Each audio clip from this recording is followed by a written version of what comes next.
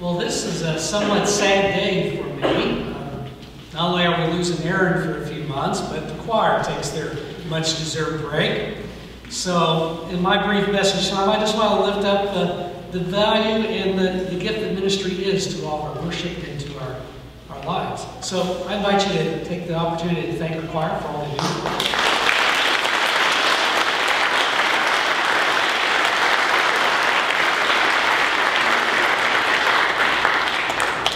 It's very easy to take for granted what music does for us. It's there for us each week. It's part of our makeup. But it's a critical part of our faith, and I wonder how often we think about that. Do you know that there's at least in the Bible 185 songs? Songs. And more if you include some of the fragments of songs that are located within it. They are remembered and they're incorporated into the narrative of the Bible. Now, if you're a Bible student, you probably know that 150 of them show up in the book of Psalms. There are about 150 psalms. These were public and private prayers put to music that were part of the Israelites' worship from ancient times. It helped express their emotions with God, and it also helped remember the theology that was important and critical to it. Do you realize that Jesus quoted the Psalms 16 different times in his teachings? 16 different times. At least 35 songs are outside the Psalms. We don't have time to recall all of them, but a few of them you probably might be familiar with. The songs of Moses and Miriam when they celebrated the people leaving Egypt, going into the wilderness. The song of Moses and Joshua just before the people of Israel entered the Promised Land, and it cemented their loyalty to the Mosaic Law. David was always singing. We believe he wrote a number of the Psalms, but if you read 1 and 2 Samuel, you'll find that he breaks out in songs several times in those two books. And then King Solomon. He's credited, according to 1 Kings 4:32, with writing 1,005 songs. He's credited with writing the longest song in the Bible, which is called the book, the Song of Songs, or the Song of Solomon. An epic love song between a man, a woman, a wedding, and a wedding night. And then, if you turn to the New Testament, we've been able, through our form analysis, to identify that at least these 5 scriptures were actually originated as songs. Hymns that were played in the early church. And they recited and helped remember their faith. And if you read Matthew 26:30, parallel passage in Mark 14, we realize that one of the last things Jesus did on this earth was sing a hymn with the disciples in the upper room before they exited and went to the Garden of Gethsemane. So clearly, music plays a key role in our faith. The words set to music help describe the mystery of God. They help us confess our humanness, and they celebrate the relationship made possible by God. There are times when the music, the tune, matters more than the words because they help express the emotions that words can barely touch. But what I want to celebrate today, the thought I want to leave with us, is to realize the power of music, even music in the church, with its ability to connect us with God, but also connect us with one another. Friday night I was downtown with Nancy seeing a play. And as we're walking to our car afterwards, I heard some music pouring out of some restaurant or club downtown, and it was that classic song written in 1969 by Neil Diamond, Sweet Caroline. And as happens, you can hear whatever group was hearing that song, when it came to the chorus, they chimed in. Hands, touching hands, reaching out, touching me, touching you, sweet Caroline, bum, bum, bum. Your times never seem so good, so good, so good, so good. It works every time. And isn't it great to just get that feeling of community when that is so hard to find in our world today? And I'd suggest to you that our songs and hymns in the church can have a similar power, maybe a little more subtle, but they not only connect us with one another, but they have the power to connect us with God if our hearts are open.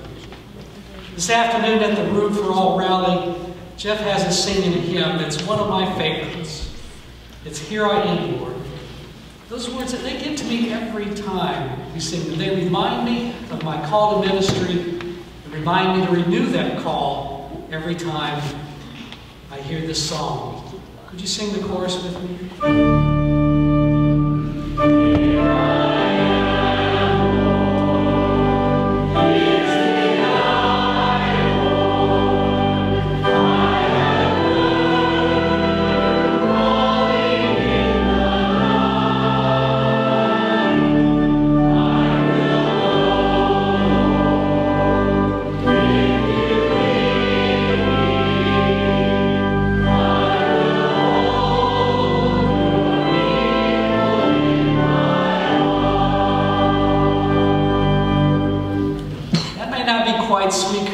But it's close.